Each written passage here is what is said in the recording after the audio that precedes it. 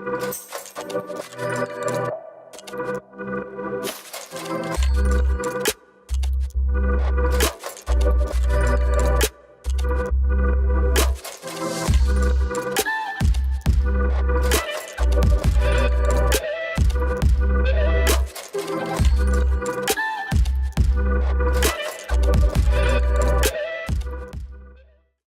it on? It's on. All right, hello and welcome to Live at the Lounge, this Sunday's episode. We are sitting with my good friend Alex Jester, all the way over down the right, and in the middle, Kristin Kidd from the School of Rock, which is almost self-explanatory. Kristin, welcome. Thank you. And welcome to College Station. Thank you. Tell us a little bit about what it is you're doing here. So we're opening a School of Rock. My husband and I have been with School of Rock for 10 years this month. And we started just in a school. He was a teacher and I was a manager, and we were working for a franchise owner up in North Dallas in Frisco. And we loved it so much they couldn't get rid of us, and we stuck with them forever. We ended up opening up multiple locations in Dallas and then becoming like regional managers, and then we moved out to California and they had us do their Southern California schools, so we opened up several out there. And then our little company got super big. We had 27 locations across the United States, so we had like Detroit and Kansas City and Wayne, New Jersey and Philadelphia. And they sent you to College Station? No, so that's next. So then we went back to Dallas and we basically like managed this whole company. We had all these schools spread out, so we operationally like made sure everyone was operating really well, like high end, like providing excellent music education. And so it's been 10 years and we decided it's time to do our own music school. And his brother lives in College Station. He's a professor at Blinn. And so we decided we wanted to do this together as a family, the Kidd family. So that's why we're here. I love it. I am far more excited about the School of Rock coming to town than just about any new business opening that I can remember. Just because I'm so passionate about teaching. Some of you know, some of you don't. I was a professional drummer for quite a lot of years.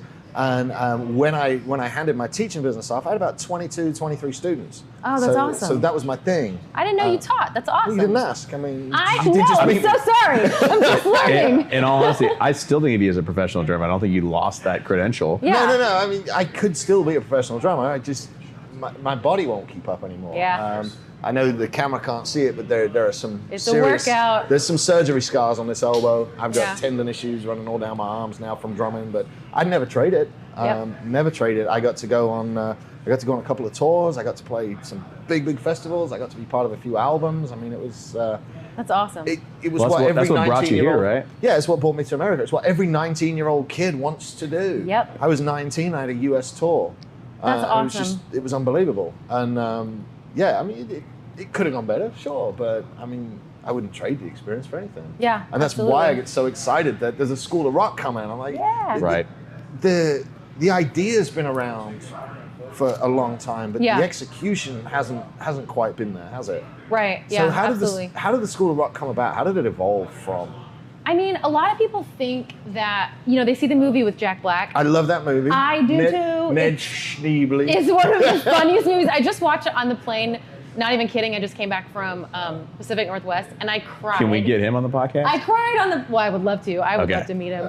But no, because it's like such a good movie. But so it actually started in 1998 in Philadelphia, and it was this guy's concept that music isn't just sitting in someone's house learning piano scales or learning the Three Little Pumpkins on the guitar. I had a really good time when I was 8 years old. And if I didn't practice my piano, then I wasn't allowed to play football that weekend, or soccer. So I practiced piano. And my piano teacher, Miss Barmby, she was in her 80s, and I was like 8 years old. I don't even remember my piano teacher's name. I'd always be like, oh man, maybe she will have died this week and I won't have to go to piano lessons. That's my 8-year-old mind. I know. But I can still picture it. The piano, she had a rocking chair next to the piano. Nice. And there was a fireplace. It was a coal and log fire all the time. Even in the summer, she had a fire on. That's awesome. And it's so far removed from how I learn music. You've taken it now and put it all in in a band and a classroom situation. Yes. Right? Yeah. And I like the sound that you've got it refined enough that you can go to different locations and stuff. And so, I'm still learning a little bit more about you, but you said that Sam said, welcome to College Station. Yeah. So are you opening the new facility here and as part of it moving here temporarily, or how does that work? Because first, I guess, California, where part were you in? You said Southern California. We were in Orange County. Yeah. Okay, so right there, like my girlfriend's out in Seal Beach and stuff. Oh yeah, right. So it's just like saying he has a girlfriend on the podcast. I see. Cool. It's important for people to know I'm not gay. He does wear Crocs. There are Crocs involved. Not tonight. I mean, come on. Not tonight. There's no excuse for that. There is an excuse for that. Anyway, we're getting sidetracked. So you open up a new location, and it sounds like that you moved to the location to get it opened up and get it settled and started. I mean, like you said, it's been a number of locations. So I guess in Orange County, you had multiple locations there, and you might have been able to stay centralized, but now you're back here in Texas, College Station. So how long do you see your time here, all that kind of stuff? How does that work? So we were working so School of Rock is franchised. There's 235 worldwide. I mean, we're in like South Africa and Australia and Chile and Santiago, and we're all over the place. Mostly here, Santiago. Oh, I'm sorry. You said Chile and Santiago. Oh yeah, sorry. So we're in Brazil. I mean, we're all over the place. That's awesome. But most of it's in the United States, and we started in Philly. So we worked for a franchisee who had multiple locations. Okay. So back then, when we were in California, it was for a franchisee, and there were several locations that my husband and I helped run and open and manage. But this is the first location that we're owning, and because we've been doing it for 10 years, and we feel so strongly about it, and we wanted to do something for ourselves, and be business owners for ourselves and work with our family. Like, that's really important. So his brother lives here. They've lived here for years. They love the community. And when we started thinking about the best place to put down our roots, and we're kind of from Texas, a little bit all over. I've lived in Houston, I've lived in Dallas, but there was just something really attractive about coming down here in a market that doesn't have School of Rock already. It's not really like a household name.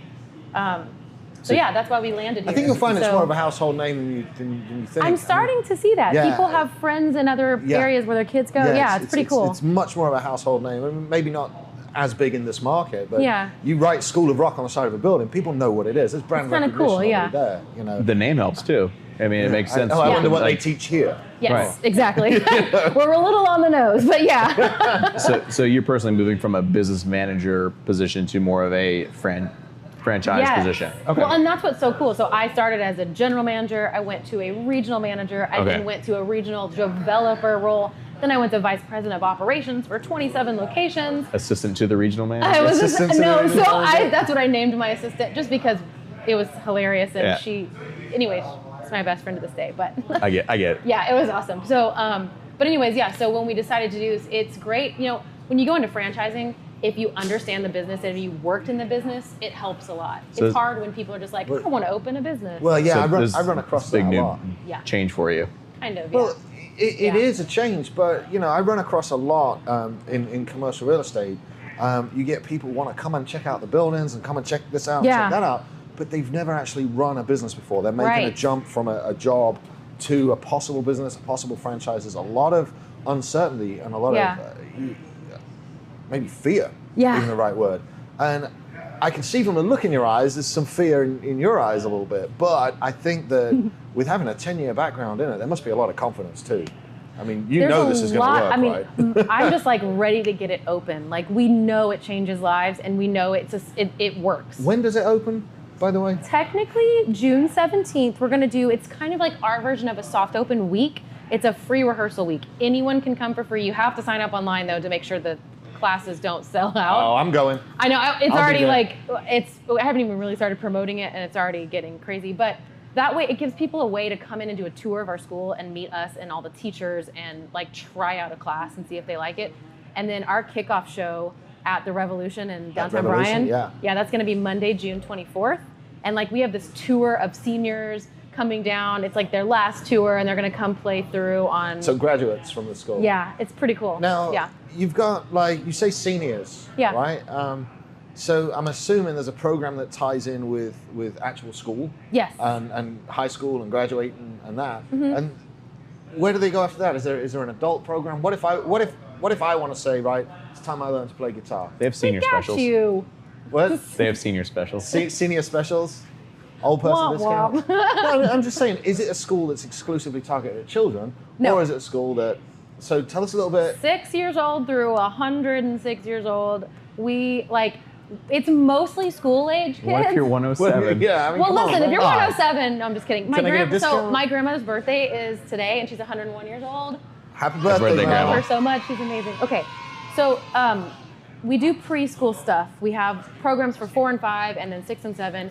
It was primarily founded on school-age kids, so Right. 7 through 18. Right. But our adult program and our college program, which is basically the same thing, it's private lessons every week and band every week. It's awesome, and it's sometimes the most thriving part of our school because, by the time you're an adult, you're like, I've always wanted to learn drums or guitar. So I'm learning. Yeah, Do you exactly. find the adults practice more then and respond better to stimulation? So or? here's the best part about adults. Our brains are fully formed, so we can learn concepts and things like that a little bit faster, but we always have excuses. Like, I gotta go to work, or I'm too tired, or whatever. So it's always that balance of really motivating adults to be like, look, you can do this. It's Right. like learning a language. You can learn how to play or sing or anything, but you have to put the work into it. You happen to be located in the largest college campus location in the country too. A&M is the literally largest undergrad campus in the country. I did not know that. Yeah. I should know that. It's my job to know that. They're I didn't know growing that too. either. A&M currently I think it's 62, and they're going to 85,000 undergraduates in the next That's just 4 years. That's bonkers. why they're doing all this improvement. Well, I remember when it came out, the news came out that they'd been given permission to expand to 80,000 students. And it was a few years ago, and we were like, what in the world? Because back then I think there was about 50,000 involved. Yep, it was, And we're yeah. like, how in the hell are we going to accommodate 80,000 kids? And yet we're doing it. Yeah. And people complain about the students, and we miss them when it's gone. It's summertime now, but they really are. I was at a conference this week, and one guy said, all right, so it's College Station, Texas. He said, outside of the school and outside of the medical corridor, it's like, what keeps the economy going down there? And I'm just like, dude, the school and the medical corridor, I mean, come on. Everything. Do you know how big that is and how many people that it attracts to the There's area? so many businesses and restaurants and involvement here. I mean, it's no longer just a burger shop and a taco joint. Like somebody the other day, they were like, oh my God, there's a crepe place. And I was like, I saw that actually. we made it. We made it. I There's also a tried waffle that. place too. It's just a bunch of waffles. It's here. tried that. It's here and it's growing. And it's here to stay. Yeah, that's Well, awesome. that's why I'm excited about the downtown development. I'm not trying to plug It's it. right. It's right by that. But yeah, the School of Rock is actually right next to the entrance to Lakeway Drive, which is Okay.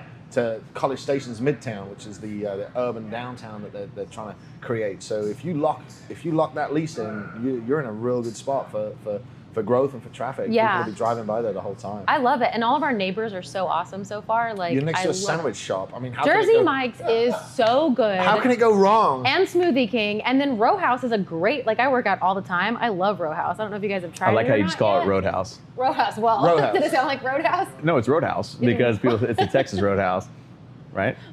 No, I mean, it's technically talking about a Row gym. House. it's a little gym. The They have row rowing house machines. gym. Oh, where you Row row? House. Yeah. I'm like, I thought you were did talking I about say Roadhouse, like Texas Roadhouse. I thought there was a new one opening. They're actually part of a bigger network of small gyms. Yeah. Row House, they've got about 10 different brands that operate under that network. So we may be bringing in some similar Row House cool. facilities to the area as well. Awesome. That's awesome. Yeah, I just had to go and talk a lot about commercial real estate, which was like a baptism by fire. I said to my client, I'm like, hey, there's this 6-week total immersion MIT course that I'm thinking about taking. And he's like, you need to lighten up, go to this conference, and that'll be your total immersion course. And he wasn't kidding. It was a Oh, man. baptism by fire. But I still have blisters on my feet. So yeah. All right. I want to know. So back in England in the late 90s, early 2000s, there was a program came up called Access to Music. And it was very similar to School of Rock. It was to take kids between 18 and 22, that college age, and give them a music education, so college education. So I went to that for about 6 weeks, and I bailed because I wanted to go make money, and I'd got better offers on the table. And I ran into one of my old instructors a couple of years ago, and he was just beaming. He was absolutely beaming because he wanted to tell me that he had had a chance to be an instructor for Ed Sheeran, that had come through the same school setup, the same system, and I've heard of that guy. So yeah, might have heard. Tell us about the School of Rock success stories. Who do you have that you can go and say, you know what, that made a difference in that dude's life? Jack Black. Jack Black, yeah. That's a really good question. So I think it's twofold. The success stories are the students that come through the program and what they end up doing with their lives, but it's also the teachers, because we hire real working musicians. Like, and do you teach them to be teachers then? You have a teacher training program? Yeah. Yes, kind of. It's more like we're not looking for necessarily like the best shredder in the world. They have to have a passion for educating and teaching and explaining. They have to, love that aspect of it. You can barely learn that. That's in here. It isn't, exactly. You've got that soul of the teacher. We look for good people. Like, that's our thing. So there's plenty of former teachers that are now like national touring musicians, or just incredible musicians in bands. I mean, it's just crazy. I don't know if you want me to tell you about some of them, but like, there's a band called Dark Rooms. They do movie scoring. They have amazing music. I would love to. There's a band called the Vandaliers, who are like this Texas country band who like just popped out of nowhere. I mean, pretty much all those dudes taught for me. It's like racking my brain. What you're saying is, if we want to be famous musicians, we've got to come teach teach for me. Yes, that's what I'm saying. So you're the hookup. Yes. Well, I'd view there be successes too, like in those kind of institutions, because success is just like in business. It's very subjective to whatever somebody's trying to accomplish. But maybe you have somebody who wants to come in there and they want to do 6 lessons so that they can play something very simple or sing on the piano at their wedding. Right. And they have a great time, and like their spouse wasn't expecting it. I would think that'd be a success. There are people who probably don't necessarily have aspirations of national fame or things like that. Yeah. And so, having, if you wanted to go there and you're like, I want to be a professional musician, and you had those successes, and you were mentioning like the troubadours, the Turnpike Troubadours, like those kind of things. But the individual successes too, I think would be. There are so many successful musicians that never get famous. When I went to careers counseling at high school and I said I want to be a drummer, my careers counselor said, well, that's not a job. Do you know how many famous drummers there are? I'm like, I didn't say I wanted to be famous. Yeah. And at the time, I was 16 years old, and we had a residency at a hotel on the seafront. I was playing 3 gigs a week. I was making all this cash. Yeah, that's awesome. It was great. So I wanted to be a drummer. Yeah. I didn't say I wanted to be famous. I wanted to be a drummer. And there's so much success you can have that's just measured against, I'm achieving what I want to achieve. Well, I think so. Like, along those lines, what's really cool is just that, like, one of my favorite stories. Okay, I have kids that have gone to Berkeley. I have kids that have toured. I have kids that are in all these bands and all that, and that's great. And I'm so proud of them. But one of my favorite stories is one of my very first students, Grant Messina. It was, probably still is, I don't know, highly dyslexic, and just school's hard when you're highly dyslexic. But he started playing drums. And it's really interesting if you look at the studies on that, because drums forces you to use left brain and right brain together. And so it can really help with dyslexia. And it was just so great catching up with him after he'd been in college a couple years and had been, working. And he was like, Kristin, I got up and stood in front of, I'm hitting my mic, sorry, stood in front of like hundreds of people at this conference and was able to confidently speak. And I would have never been able to do that, but the confidence I got from playing like Zeppelin tunes on stage gave me the ability to get up in front of people and speak and not have any problems. And his grades were great, and he went on to like do really well. And I'm just like, that's the thing that I'm so proud of. It's not necessarily like, I love the kids that go on and do really well in music. That's incredible. But it's the success stories just like in life that you're just like, I'm so proud of them, Drumming does breed confidence. It's great because you control everything. Like the largest show I played probably had 20-ish thousand people out. Oh, that's awesome! There, right, and you could hit the hi-hat and you could hear it go all the way around and come back. Which went all the way. It was that kind of show, and I've completely lost my train of thought. But when you control that many people, and you've got that hi-hat and you've got that bass drum, I can understand why you wouldn't have an issue with public speaking. And there's great stories too with like Sam, like when you're coming up, that now there are facilities that can help people who are driven personally, like you, when you had people who were like, what do you like, you're going to be a professional drummer, and you're saying like, yeah, now there are people who not only are encouraging you, but they're going to help guide you to get to whatever you want to achieve, whether it is, you know, international fame, or it's your goal is to play local gigs and develop your social skills and network. Totally. And I got a question on left brain, right brain stuff, and it's not written down in my questions. Yeah. And it might be a little bit of a confession as well. Now, with my guitar, I've been playing guitar semi-seriously for about 8 months. Okay. And, you know, I know some scales, I know some chords, I know a few riffs, but I have to look at my hand, I have to think what I'm doing, I have to think it out, and it comes out. With drums, it's the exact opposite. If I start to think, what's up with that? How does that work? Well, so my first instrument by accident is drums. My father's a drummer. So I was like trained in piano and singing, but my accidental first instrument was drums. Yeah. And I totally hear you. Like if I start thinking, if I'll start listening to a kick pattern and I'm just like, what is he doing there? And then I'll totally mess it up. I have to just but that's like your left brain and right brain working together. And you listen, I'm no scientist, but that's what I think. Alex is a scientist. Hey, so tell me about this. But I think with guitar, a lot of it is muscle memory. Like I vividly remember learning guitar and feeling that point when I could finally start singing and playing at the same time. And it's just because I'd practiced so much that the chord changes all of a sudden I didn't have to like stare at my fingers to change chords, you know? There's differences between like your left and your right side of your brain that are associated with something like logical thinking or artistic thinking, creativity.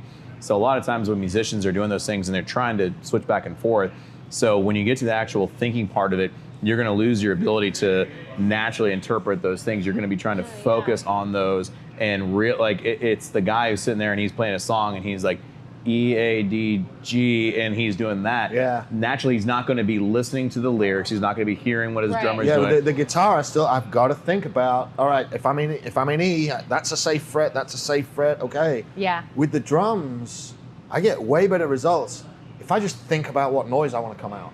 Right. If I feel when you start that's where that's going, with the artistic that's where side. It goes.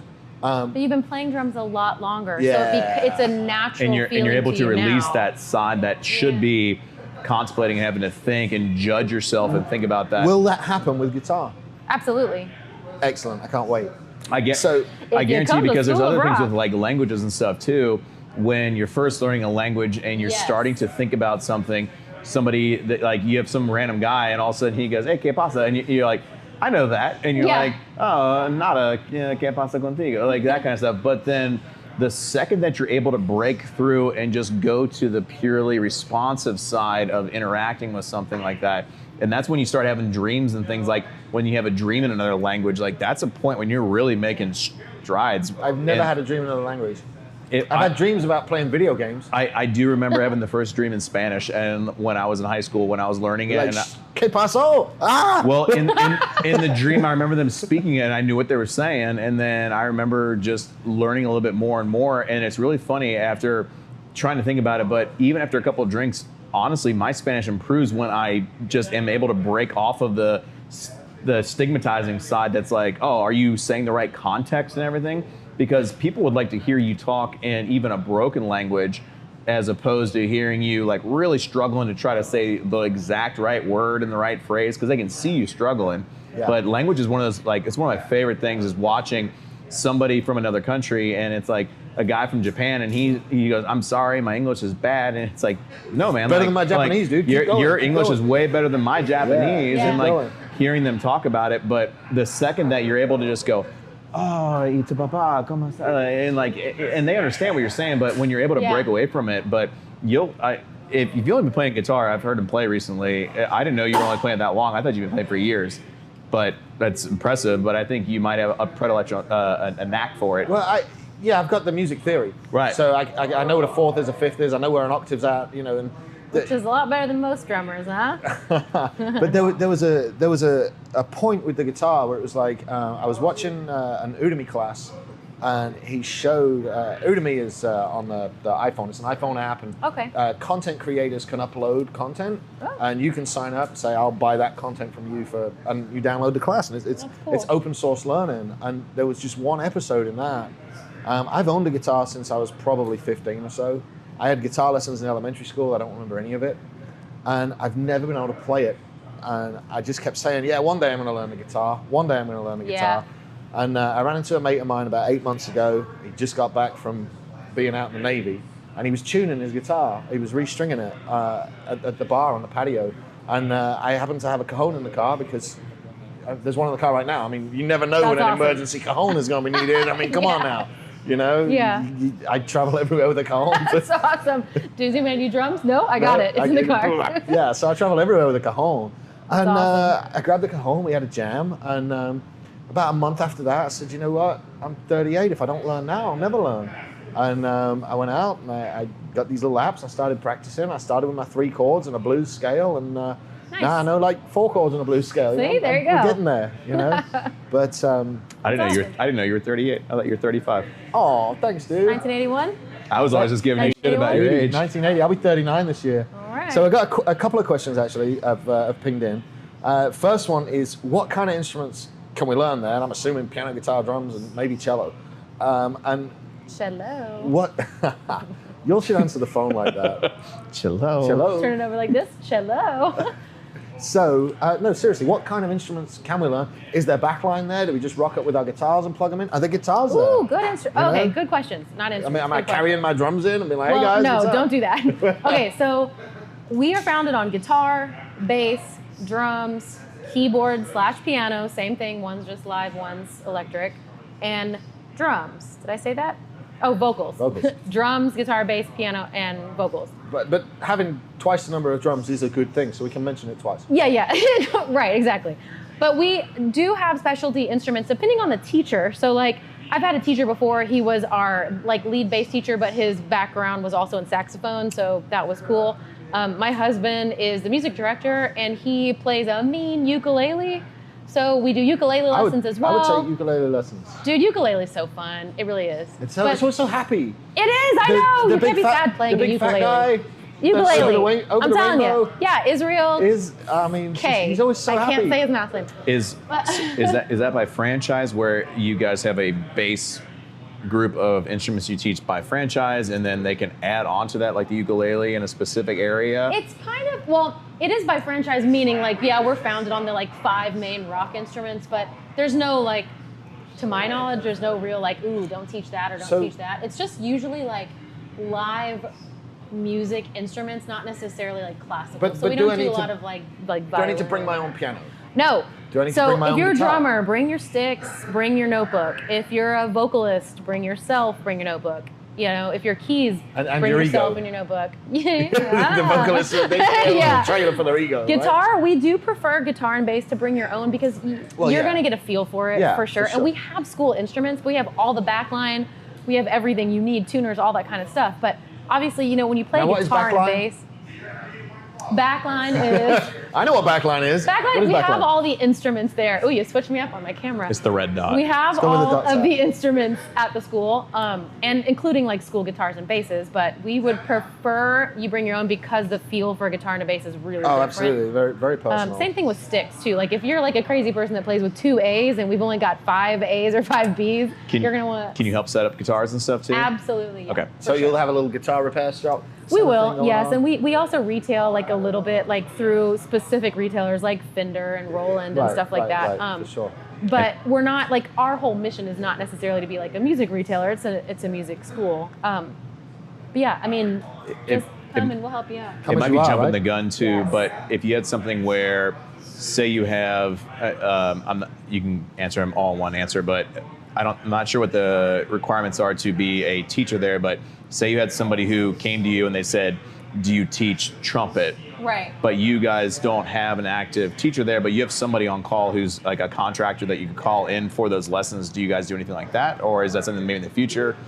That's a good question. So our teachers are all employees. They're not independent contractors, and that's important because we want to make sure that they're trained and they're safety checked and they're background checked. They're living up to your ethics and standards and things like that. Yeah, absolutely. And so more often than not, when it's an outside instrument of like the main 5, let's say, it's because that teacher has extreme experience in it. Okay. But a lot of times, like we'll have kids that, let's say they're doing trumpet in school and they're coming to us and they're doing bass.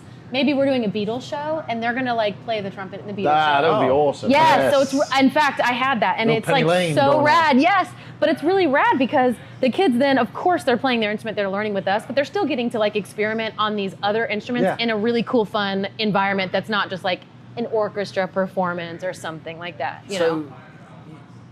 Theoretically, you could go through the program on more than one instrument. Absolutely. You could do a semester of guitar, a semester on piano, and a semester on vocals. Yeah.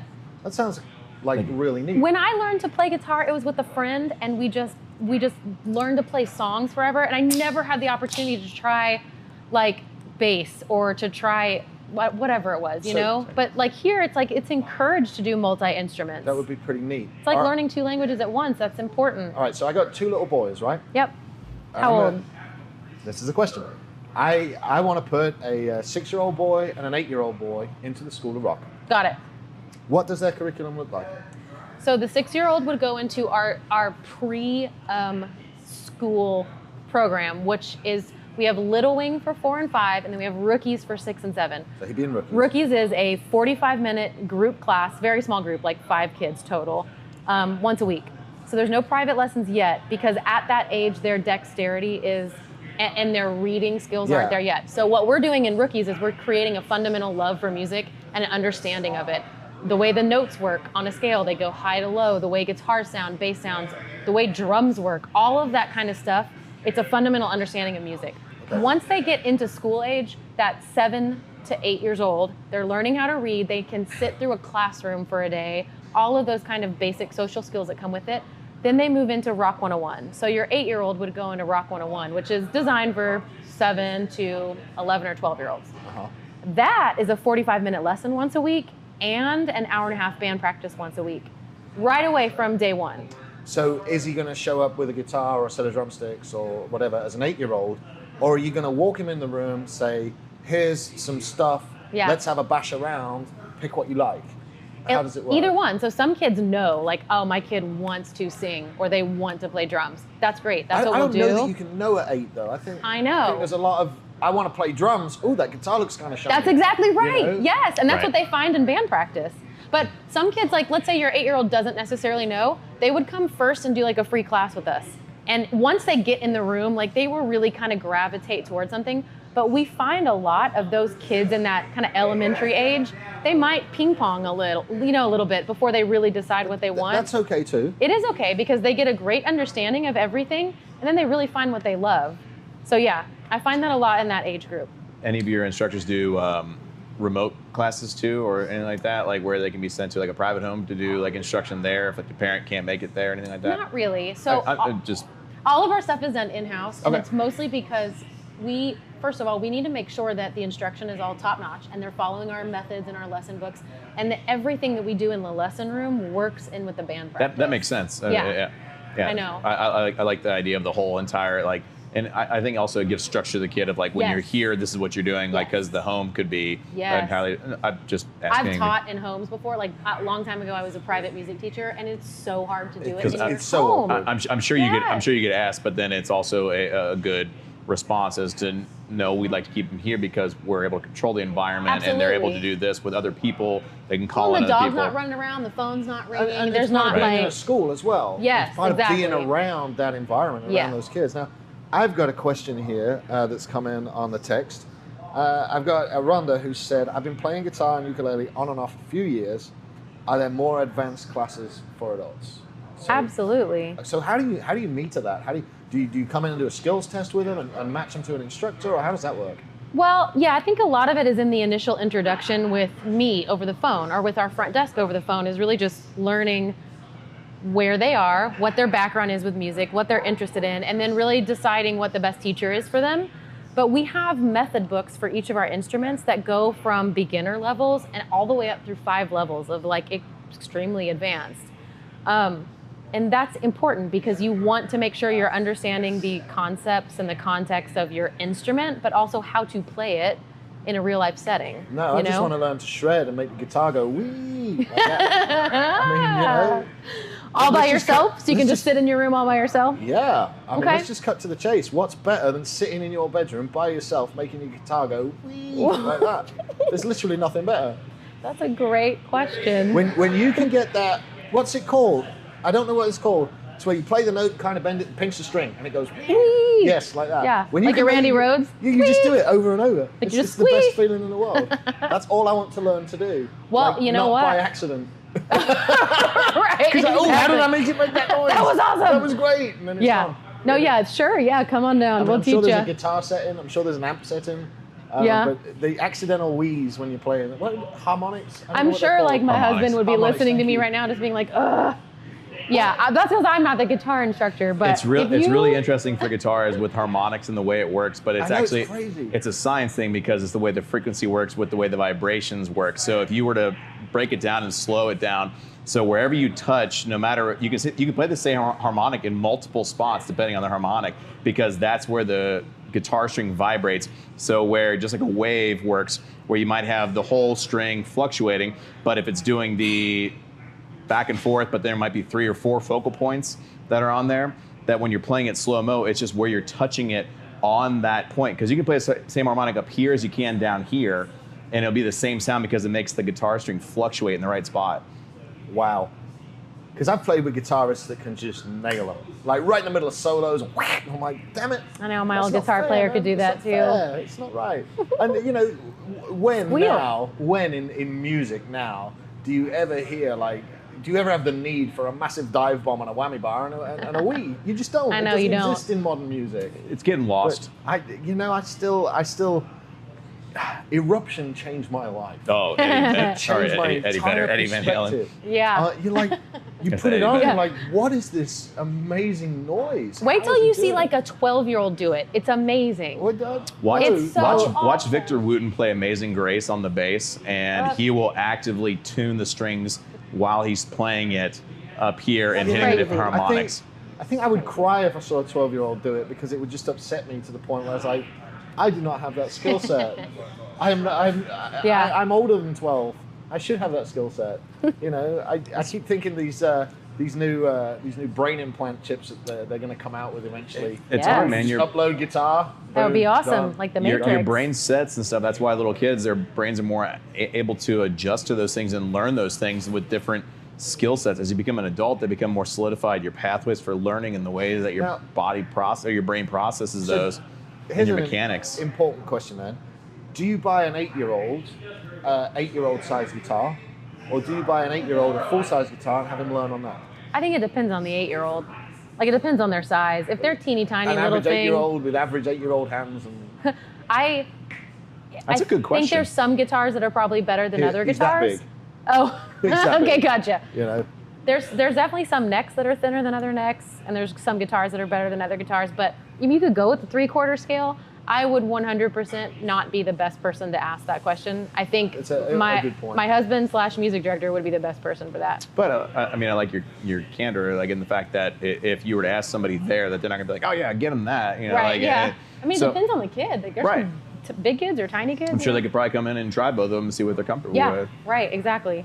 I like for sure. that. I like that. So, business-related question: when you were doing the management of these facilities over in California, like you were saying, do you remember like the first day or the first time conversation that it was like we should open up one of these or our own franchise? Because this is your first one. Yeah. Do you remember when that happened? And like, what was going through your head? What were the ideas and stuff?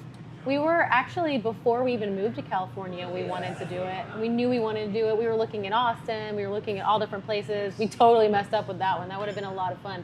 Austin? But yeah, it would have been a lot of fun. But no, I mean, Would have been weird.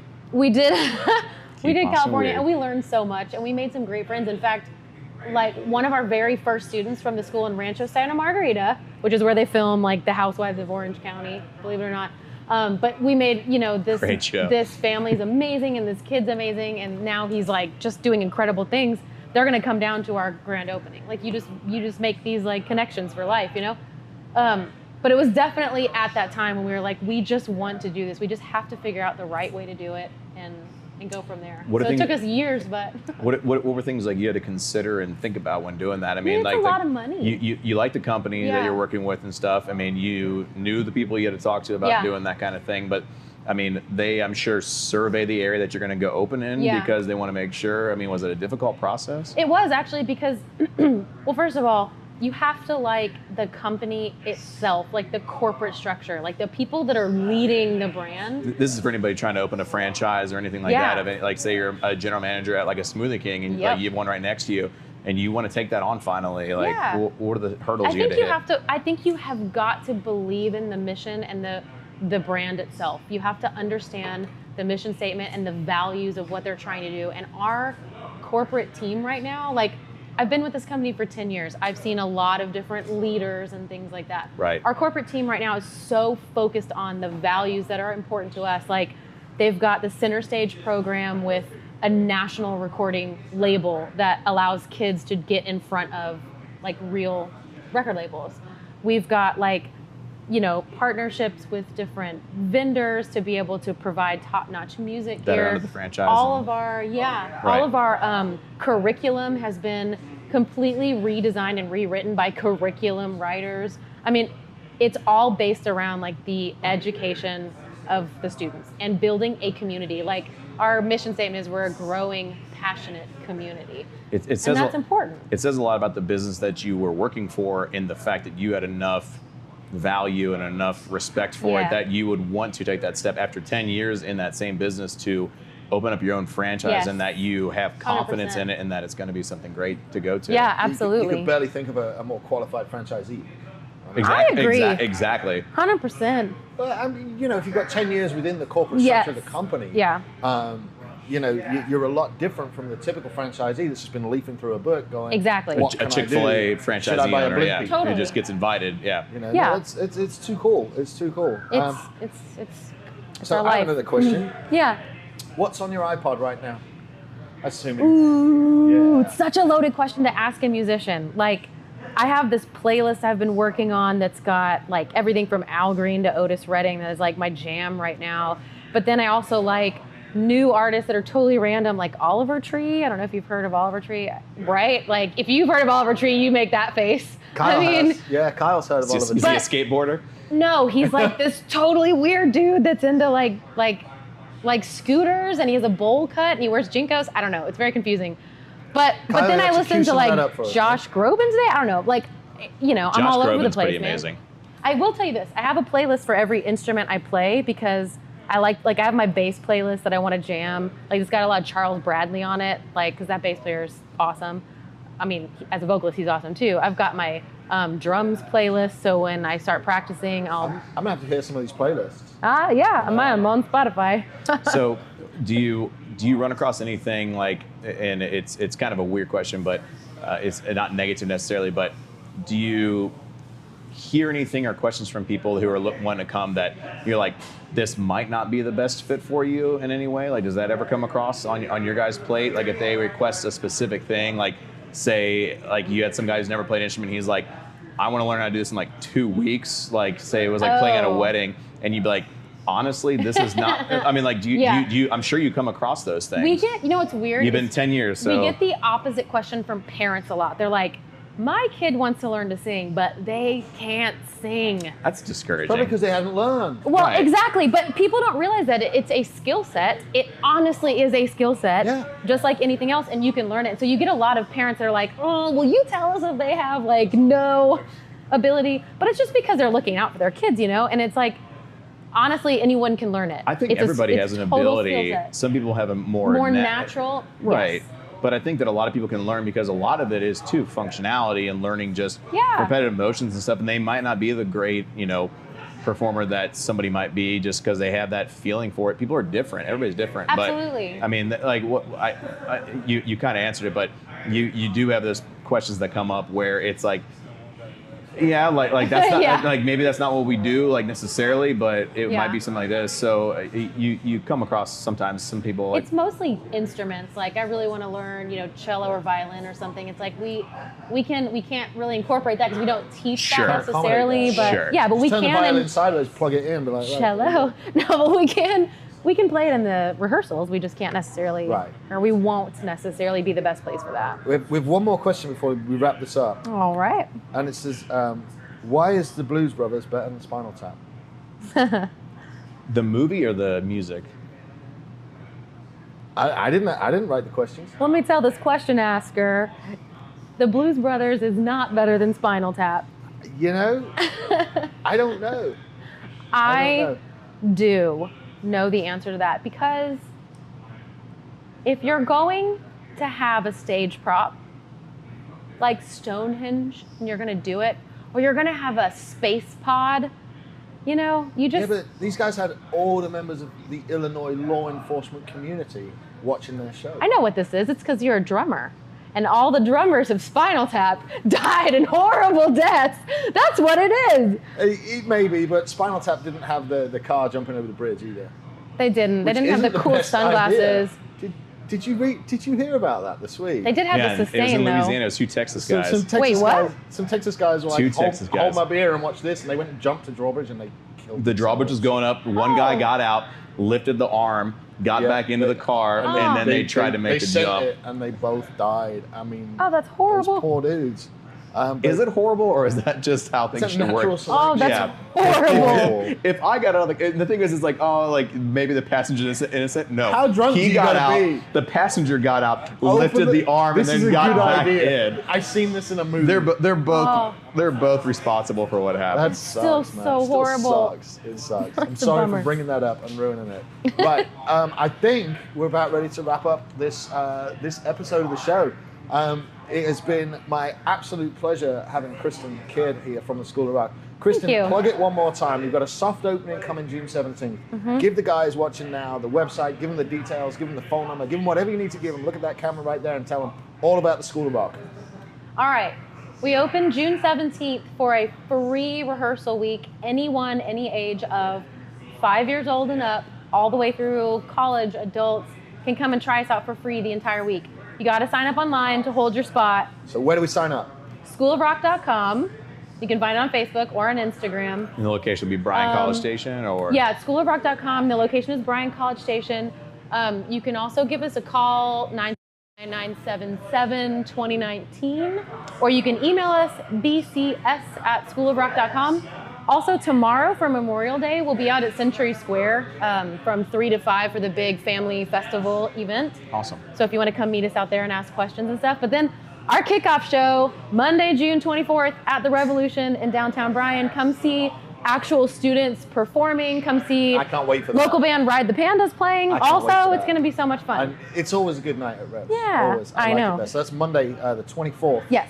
And y'all are located, these guys are located at pretty much at Rock Bryan 6, right by Scott and White. They're in the new little strip center there with Jersey Mike's and Jamba Juice, was it? Smoothie King. Smoothie King. So And you'll Row find them real easy. They're right Row next House. to Scott and White.